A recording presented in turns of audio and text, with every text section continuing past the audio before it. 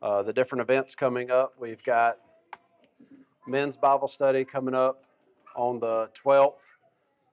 Yep, men's Bible study on the 12th at 6:30. Ladies Bible study on the 19th at 6:30. Homeschool day on the 20th at 10. And that's going to be a busy week. I just thought about that. Ladies Bible study on the 19th at 6:30. Homeschool day on the 20th at 10. And then our church-wide Thanksgiving dinner that Thursday night at 6:30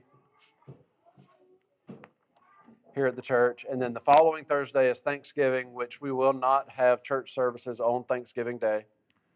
So, um, and I have an idea, and I may run it by some of y'all in a little bit for Thanksgiving Day, but I'll keep that to myself for right now. I think we've all got enough on our plates for right now. And then, of course, teenagers, keep your ears uh, open and your eyes open for the text message to go out. I don't think the decision hasn't been made yet, right? Okay, the vote's gone out, or the ballot has gone out. Place your votes. No, uh, and so just a lot going on this month, and then we get to do it all again next month, and maybe it'll slow down again in the first of the year, right? No. If anything, I have learned that you never expect things to slow down. As you progress in life, you can look at this at any aspect. As you progress in life, things are not going to slow down. They may shift. You may be a little busier in one area than you were in the other a month ago, but it's never going to slow down. So make time for what you need to make time for, and what you don't have time for, then I guess it just wasn't meant to be, right? Um, so again, priorities. So again, thank y'all for being here this evening. If you got any questions about, I was looking to see if there was a sign-up sheet, but that's the clipboard's not even there. Um, is there a sign-up sheet back there already? Okay. All right. There is a sign-up sheet for the Thanksgiving dinner in the back or the front or whatever you want to call the door that you come in. That always confused me at a church. What's the front and what's the back? Because if you're sitting in here, this is like the front of the church, right? So that'd be the back. But if you're walking in, that'd be the front of the church because that's where you walk in. So anyway, by the door, there's a sign-up sheet for Thanksgiving dinner. Go ahead and sign up on there so we can make sure that everything's covered. If there's something that's not on the list, once everything on the list is taken care of, if you want to add something extra, I'm all for it. But we'd like to have all that covered first. Um, I mean, if you want to bring a pizza, let's make sure we have turkey first. So anyway, let's go ahead and at this time we'll take our Bibles over to Numbers chapter 13, and I'm going to try to get through 13 and 14 kind of coupled together. I could break them apart, but they go together very well as well. And so we're continuing in this journey of the children of Israel, and here it says that verse 1, and the Lord spake unto Moses, saying, Send thou men, that they may search the land of Canaan, which I have give unto the children of Israel. Of every tribe of their fathers shall ye send a man, every one a ruler among them. And Moses commanded by the commandment of the Lord, sent them from the wilderness of Paran. All those men were heads of the children of Israel. And then it goes through the list of names, one from each tribe there to be sent into the land of Canaan, that promised land, that land of promise that God has already promised to the children of Israel. And here it is. It's almost like, hey, go get prepared to enter into the land. And I was reading behind some commentaries and commentators, and um, they say if you go over to Deuteronomy chapter 1, you can see that it wasn't God's idea, that it was man's idea to scope out the land and all this. I can't necessarily say I understand where they're getting that from, and it's a plausible idea. But when it says right here, and the Lord spake unto Moses, saying, Send thou men that they may search the land of Canaan, It tells me right there whether it was God's plan originally to send out a spies or scouts or recon group or whatever you want to call them. Regardless, it was God's command for those 12 to go. And so, and I've heard some people say, well, the reason they had so much trouble because of this is because they went against God and all this. Well, it wasn't the sending of the spies that they went against God in. We'll see what they went against God in a little bit.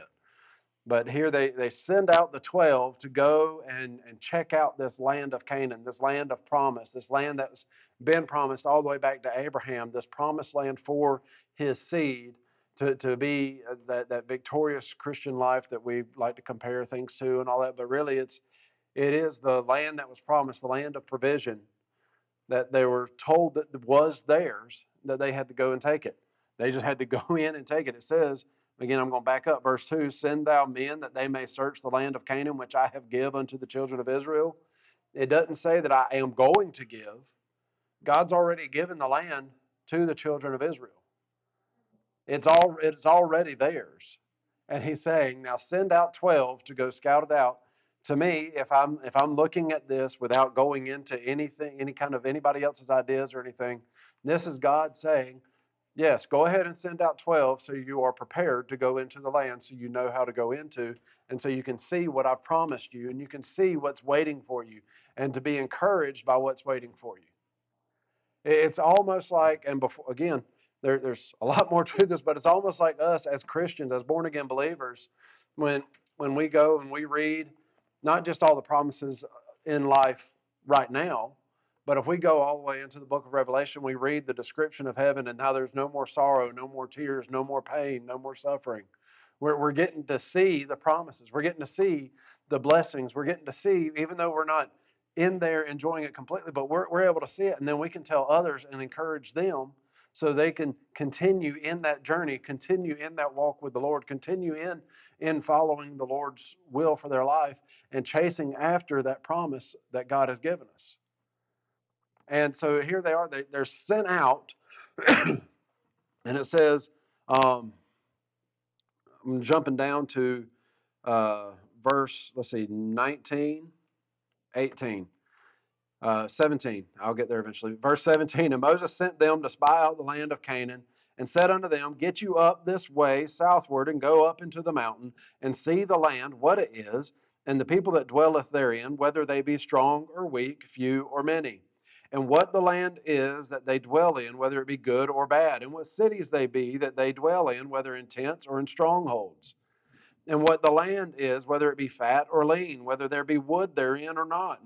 And be ye of good courage, and bring of the fruit of the land. Now the time was the time of the first ripe grapes, so they went up and searched the land from the wilderness of Zin unto Rehob, as men come to Hamath. And they ascended by the south, and came unto Hebron, where Ahiman, Shishai, and Talmai, the children of Anak, were.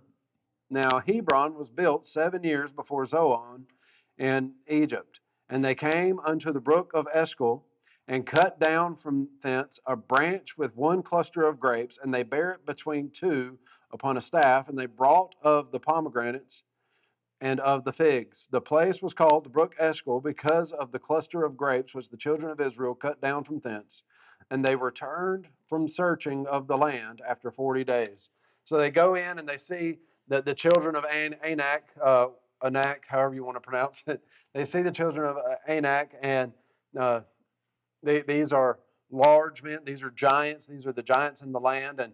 But on top of that, regardless of all that, regardless of the people, um, what should grab our attention here is one cluster of grapes had to be born between two men.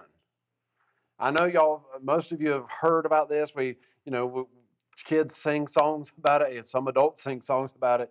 But I heard some joke about, the grapes were the size of watermelons and all this, but the cluster was so big that it had to be carried between two men. I don't think there's a problem with God's provision in the promised land. And that was supposed to be the whole point of bringing the fruit back, was to encourage the children of Israel. Look, God has not only promised a land, but He's given us provision in that promised land. The provision is waiting for us. We don't have to scavenge. You think they've been in the wilderness for 2 years now? How many times have they complained about being hungry?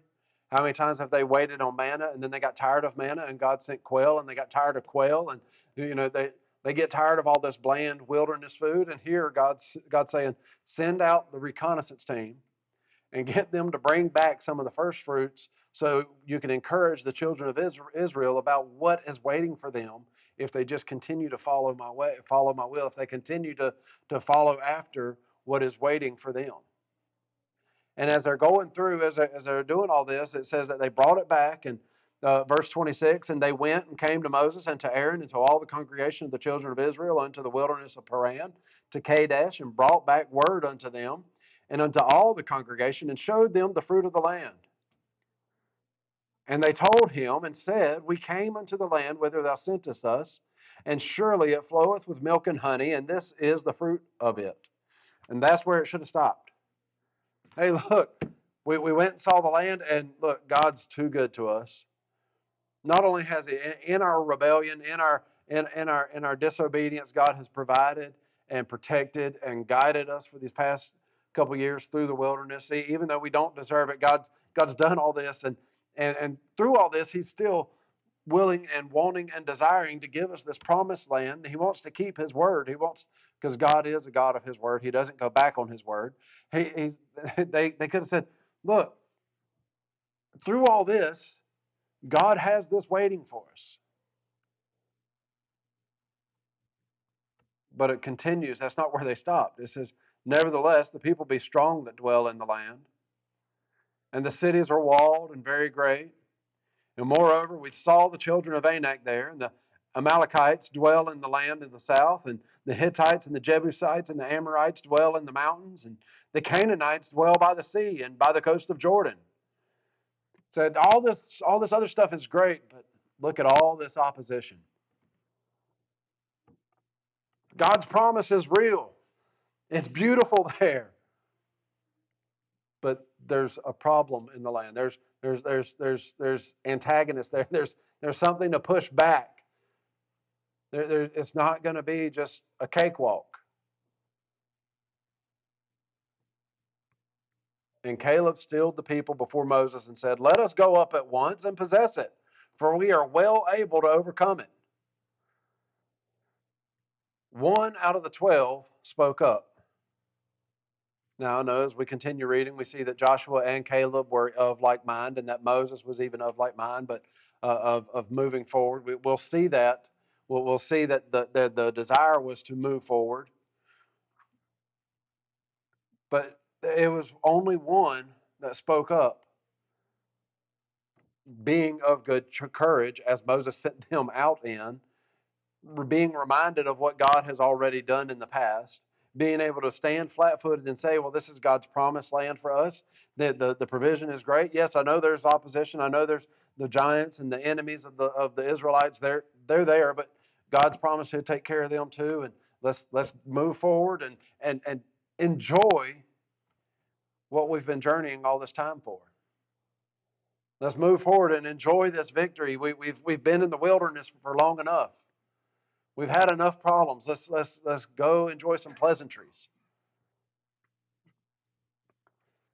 Verse 31, but the men that went up with him said, we be not able to go up against the people, for they are stronger than we. And they brought up an evil report of the land which they had searched unto the children of Israel, saying, the land through which we have gone to search it is a land that eateth up the inhabitants thereof, and all the people that we saw in it are men of great stature. And there we saw the giants, the sons of Anak, which come of the giants, and we are in our own sight as grasshoppers, and so we were in their sight. This evil report goes against what they started off with, right? They were talking about how beautiful the land is, how bountiful the land is, how big the grapes are. They brought fruit back from the land, proving how much produce, how good the produce is. And then here they say, But you know what? That land is actually, it's a land that eateth up the inhabitants. It's a land that just destroys the people. Yeah, I know we brought evidence that it's a beautiful land. We brought evidence that it's got all this provision. It's wonderful, but we're going to try and convince you not to move forward by saying, you know what, it had these big grapes, but really the land just destroys people. And those giants are there, and you know we're nothing. We're as small as grasshoppers in their sight. Let me back up. But it said that we were as grasshoppers in our own sight before they said that they were grasshoppers in their sight. They viewed themselves so small that it allowed the enemy to view them as small as well. I'm not going to, I was about to say not stand here. I'm not going to stand here. I'm not going to sit here and try and tell you that you need to have a high personal image, a self esteem of yourself so high that you're above reality. But there's nothing wrong with accepting the reality of who you are. Keep in mind, these children of Israel, they were told that this promised land is theirs just a few, 30 verses ago. Granted, I know it was 40 days for them. They spent 40 days in the promised land searching it out. But they come back, and instead of being of strong and of good courage, they come back and have forgotten that God said, "This is the land I've given you." Caleb didn't forget. Joshua didn't forget. Two out of the 12 didn't forget. But the rest of them said, "Look, we're too small. The biggest guy around can seem small if he thinks small of himself. The smartest man in the room can seem unintelligent if he thinks he's unintelligent and refuses to speak.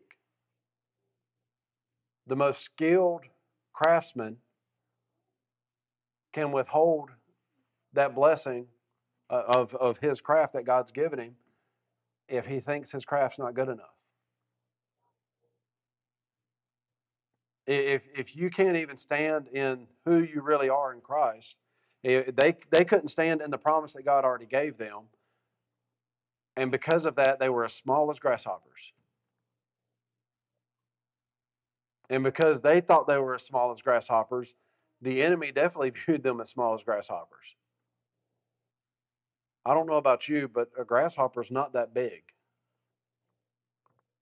Big enough to catch a bass or something like that, but they're not that big. Even the largest grasshopper I've seen is still small enough that I could crush it pretty easily.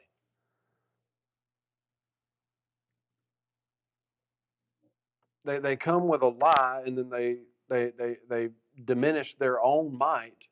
And it's not even their might; it would be the might of the Lord, because the Lord said He would go before them and run out their enemies. The Lord, this was previous. He said that He would go out and He'd push them out and He'd run them out. God had already said that, and here they are. Well, we can't go into the land that God gave us.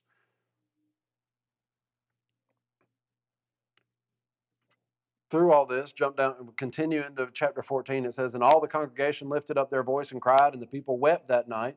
And all the children of Israel murmured against Moses and against Aaron, and the whole congregation said unto them, Would God that we had died in the land of Egypt." Sound familiar?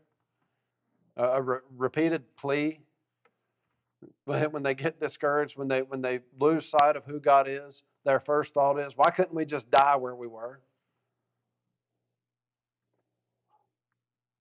Or would God he had we had died in this wilderness? And wherefore hath the Lord brought us unto this land to fall by the sword, that our wives and our children should be a prey? Keep that phrase in mind. That our wives and our children should be a prey. Were it not better for us to return unto Egypt? And they said one to another, Let us make a captain and let us return unto Egypt. They're basically saying, all right, this is the final straw. We're going back. We need a new leader. We need a captain. We need a new leader to carry us and lead us back into Egypt. Moses, you've led us wrong. We need to turn back and just go back into captivity. And I don't know what the thought was there. Go back and beg to not be murdered, but rather be put back into slavery, or even just go back into Egypt and say, "Hey, make it a swift death and kill us all instead of letting these unknown enemies." I don't.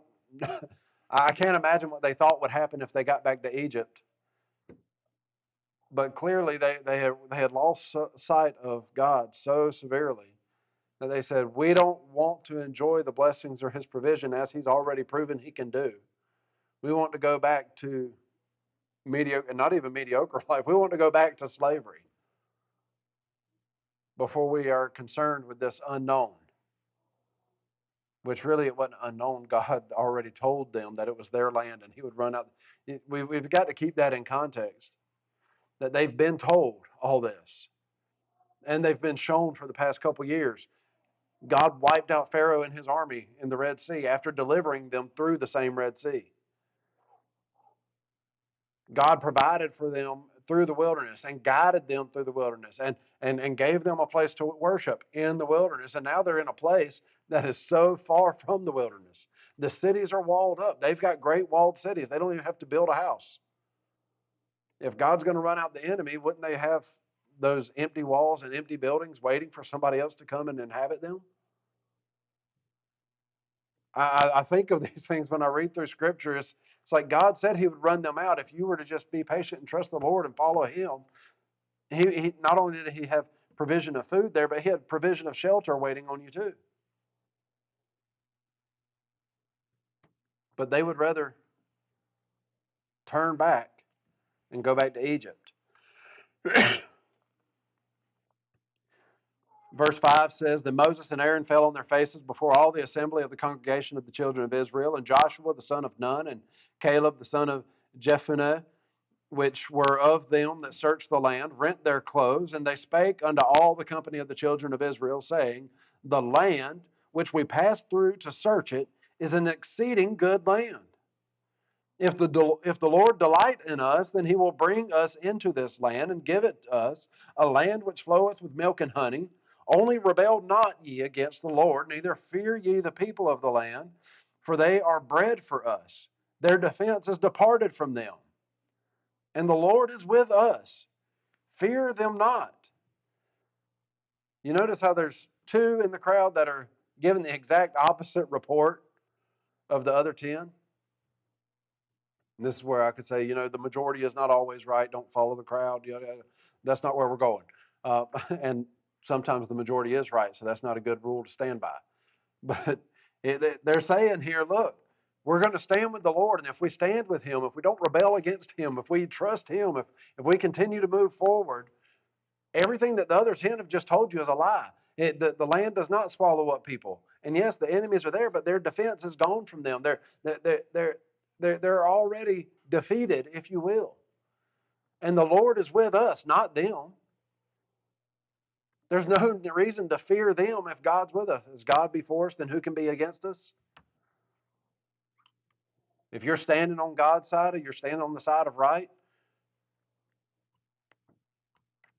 that's what Joshua and Caleb are trying to remind the entire nation of Israel of. Two people trying to remind the entire nation of Israel, hey, don't forget, we are God's chosen people.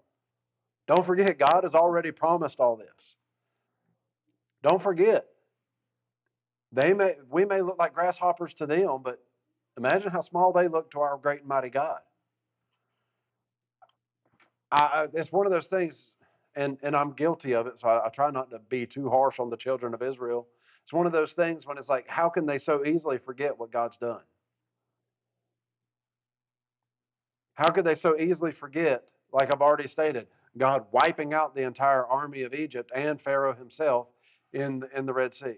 How can they already so soon forget about the battle in the valley where Joshua was down there and Moses holding up the rod and Aaron and Hur steadying up the hands and they discomfit, they destroy, they completely disarm and eliminate the enemy. How can they all so soon forget how God has delivered them, not just through lack of provision, but even attack? But then again, how guilty are we of that same thing? when hard times hit. Well, God, are you going to be able to get us through this? Well, He hasn't failed you yet, has He? Why do we so soon try to run from what God's given us to run back to the world when the world couldn't give us what God can? They were trying to run back to Egypt when Egypt couldn't give them half of what God had. And God hadn't even given them everything yet. Same thing for us. How foolish is it for us to turn away from God, to turn back to the world when the world can't even give us a fraction of what God's already given us? Because of one slip up, because of one hiccup, because of one discomfort, if you will.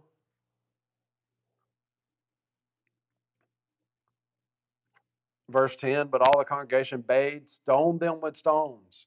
And the glory of the Lord appeared.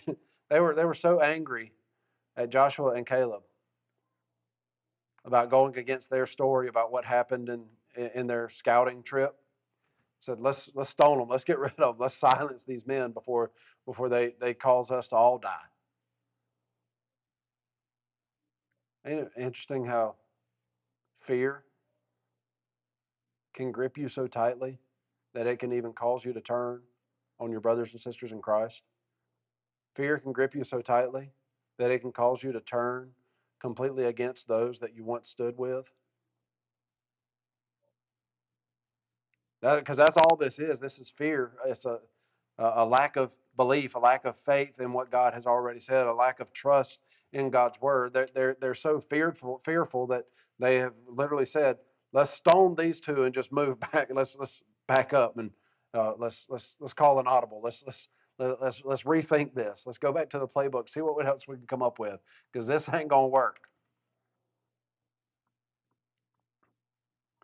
Verse 11, and the Lord said unto Moses, how long will this people provoke me? And how long will it be ere they believe me?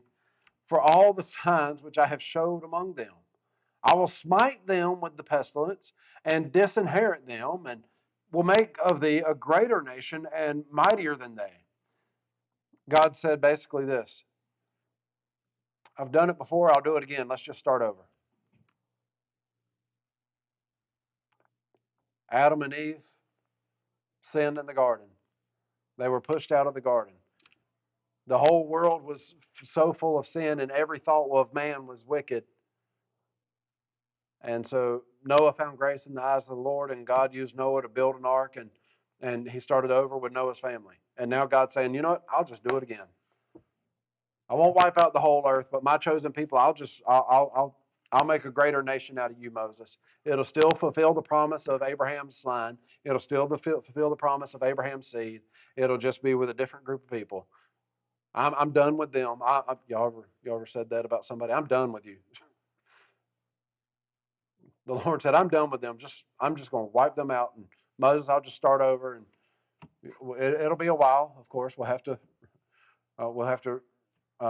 restock the pond, if you will. We'll have to rebuild the nation, but we'll get there. Moses said unto the Lord, then the Egyptians shall hear it.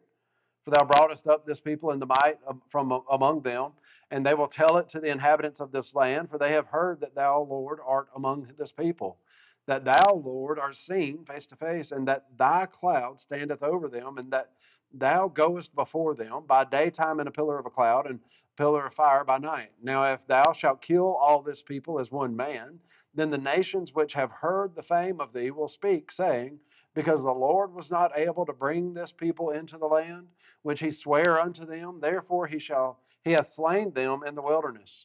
And now I beseech thee, let the power of my Lord be great, according as thou hast spoken, saying, the Lord is longsuffering and of great mercy, forgiving iniquity and transgression, and by no means clearing the guilty, visiting the iniquity of the fathers upon the children unto the third and fourth generation.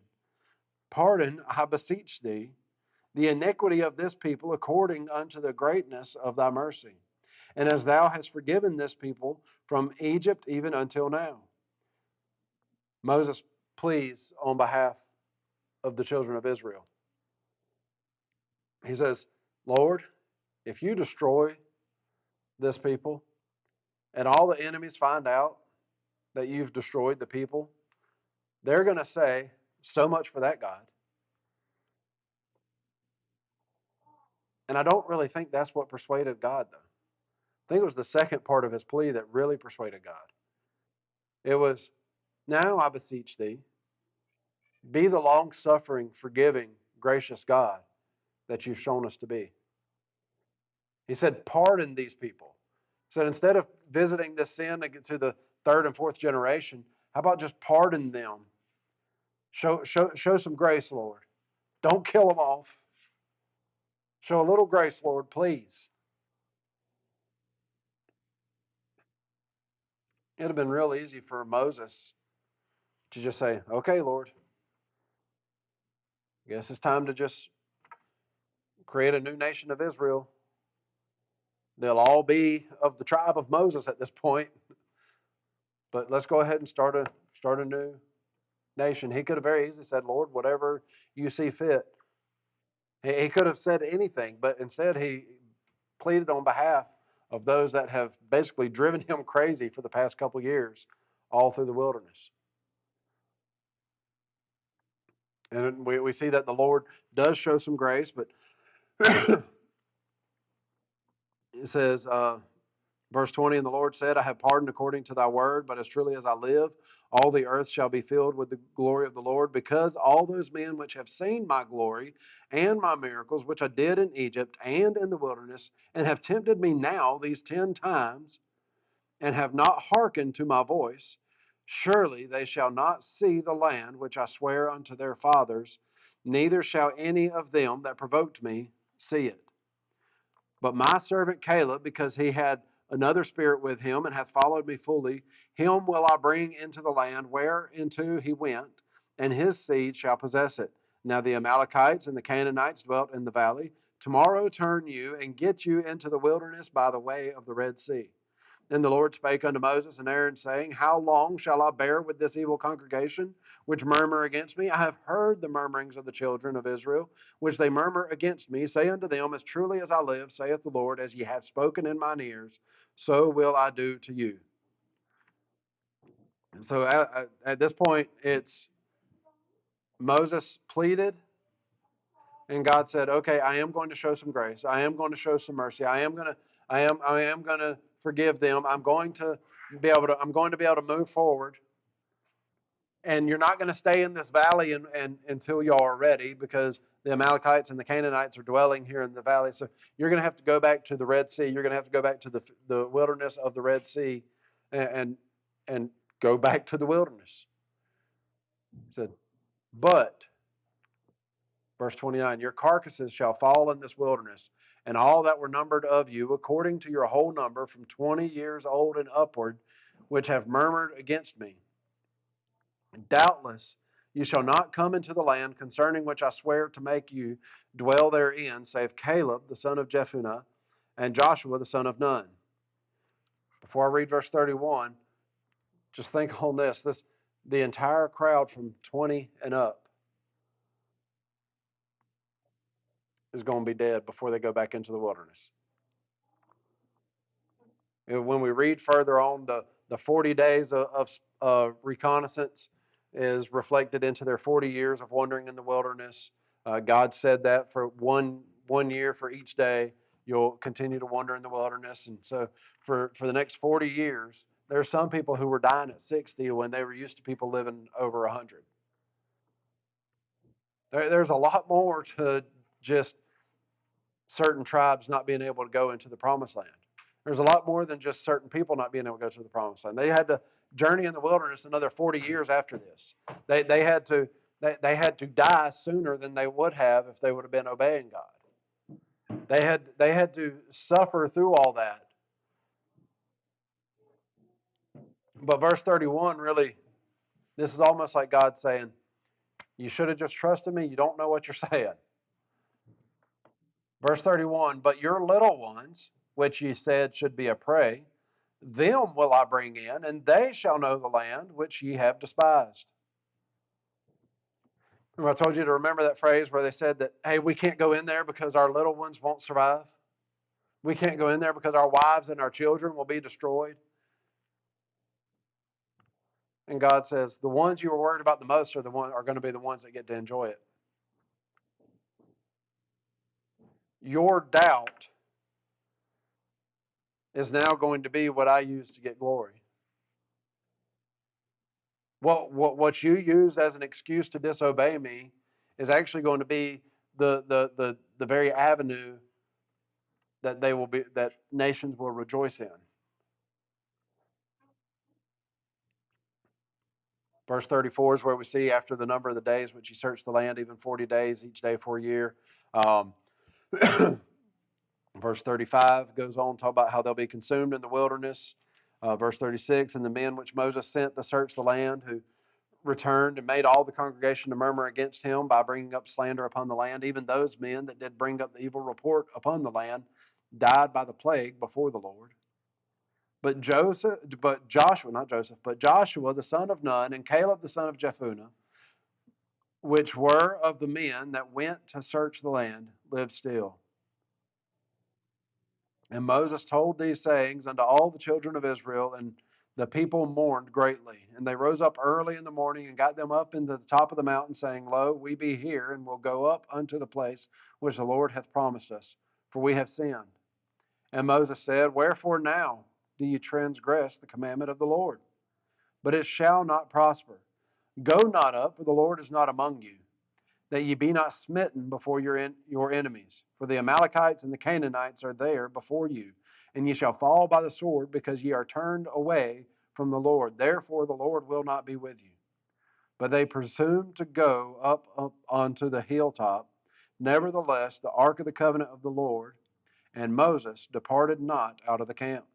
Then the Amalekites came down, and the Canaanites which dwelt in that hill, and smote them and discomfited them, even unto Hormah. So those two chapters are basically telling the whole account of their reconnaissance, their lack of faith, their rebellion, and now I guess you could say they're reaping. There you go, alliterated. There you go. No, but it tells of those that went in to view the promised land, come back, and 10 out of 12 said we can't do it, and because of their lack of faith, they were so controlled by their fear that it cost a majority of the nation to not enter in. It said from those 20 and upward would not enter in. And they spent 40 years. So nobody lived to be 60 and make it into the land, except Joshua and Caleb. Um, they made it in, but the rest of them, it says nobody over the age of 20. And then they spent 40 years in the wilderness. So if somebody was 19 and they spent 40 years in the wilderness, that means that when they hit 59, they were going into the promised land. Little side note: we talk about, and maybe it's just me, Jordan, you might like this, but we talk about there were people long ago that had great wisdom that we have no idea of. A lot of that wisdom was lost because of this punishment. A lot of that intelligence, a lot of that knowledge was gone because you didn't have great grandpa Jacob to be able to pass down the stories anymore, to be able to share the same story with three generations at the same time. No, there was nobody over the age of 60, nobody to share wisdom of the old days, if you will. There was nobody that witnessed firsthand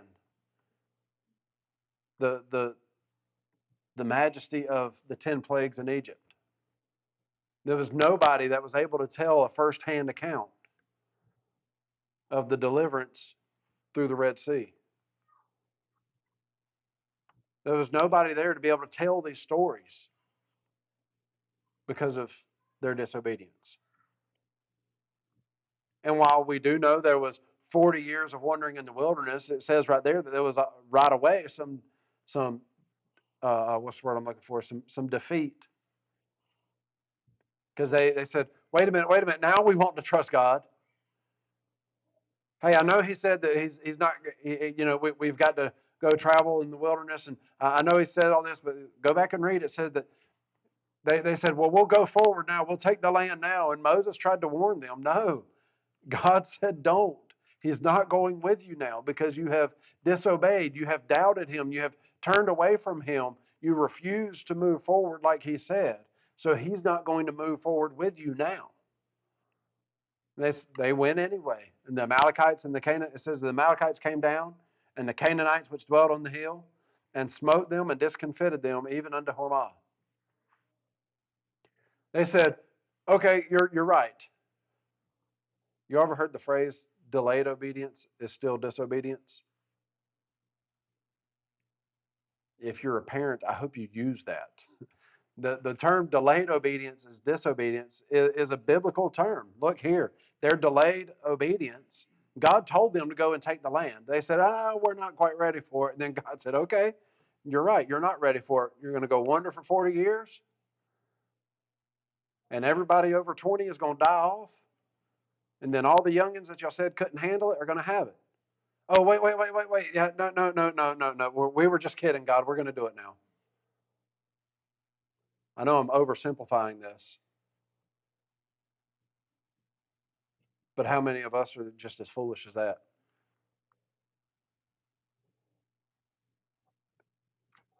I know we've got a lot of direct commands from God's word. We are to assemble. We are to read His word. We are to spend time in prayer. We're in all things give thanks. There's rejoice evermore. There's so many things that are given to us directly that we're to be doing.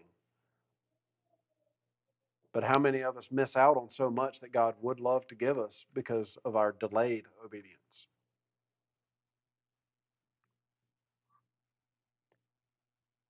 And not to make this all about me, but whenever I get to these delays, I always think,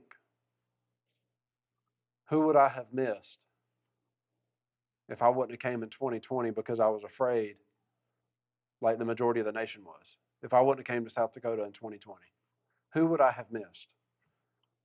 What blessings of God would have been overlooked? What blessings of God would have been missed out on if I wouldn't have moved when God told me to? That's just one example in my life, and most of you can relate to that because most of you have been here at least long enough or talked to me long enough to know the whole story of not just how I got here, but what God has done since Arlington Baptist Church started meeting in living rooms and banquet halls and everywhere else to where we are now. How much of that would have been delayed even further because of if my obedience was delayed? On the flip side of that, I can also tell you times that God has told me to do something else, and I was afraid to do it. And then after some thinking, I was like, you know what? I think it'll be okay if we do that, but the opportunity is gone. That doesn't mean be foolish. That doesn't mean step out and claim things on your own. But if God says to do something, do it when He says to do it. Look at all the damage that was caused. Look at the relationships that were ruined. And when I say relationships, I mean, you got grandma who never got to see a great grandkid make it into the promised land. They never got to see all this. You've got individuals who missed out on so much because they waited too late to obey God. There's all kinds of lessons to be learned here in the account of the 12 spies. I guess it's a good way to encapsulate those two chapters. There's a lot to be learned there, but the greatest lesson that I believe we can all learn is simply that if we allow fear to control us instead of our faith encourage us, it'll lead to delayed disobedience or delayed obedience, which is really nothing more than disobedience. They allowed fear to control them and to keep them back from doing exactly what God said to do. When God had made it clear that he was more than capable, obviously more than willing, he wouldn't be telling them to go do something he's not willing to follow through with. So God was clearly willing to stand for them. God was willing and able to run the enemy out, but yet they allowed their fear because they got so focused. It's interesting. They saw the blessings. They saw the bountiful provision, and then they saw the enemy and said, "It ain't worth it." Joshua and Caleb saw the enemy, saw the bountiful provision. It was like, well, God said He'd do it. There were two that made statements of faith, if you will, and there were 10 that made statements full of fear. And those fearful statements drowned out the faithful statements and caused that delayed disobedience and caused a whole lot of problems. Added 40 more years to their journeying, added some very unnecessary danger when they said, okay, we'll go now, and then the Amalekites and Canaanites took over them.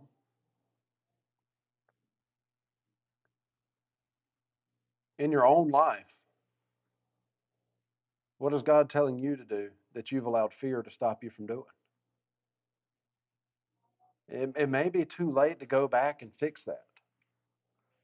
But the lesson can be learned is don't let fear stop you next time. Instead of letting the fear stop you and control you, let faith in God's word, let belief in God's word, trust in the Lord. What's Proverbs chapter 3, verse 5 and 6? Trust in the Lord with all thine heart and lean not unto thine own understandings. In all thy ways acknowledge him, and he shall direct thy paths. Y'all know that's not just a Sunday school verse to memorize because it's easy to remember. That's a wise saying, a wise scriptural saying. Imagine if those other 10 spies would have trusted in the Lord with all their heart instead of trusting in their eyes and trusting in their fear. And we can't go back and change the what ifs, but we can let this be a lesson from today forward to not allow fear to keep us from doing what God tells us to do.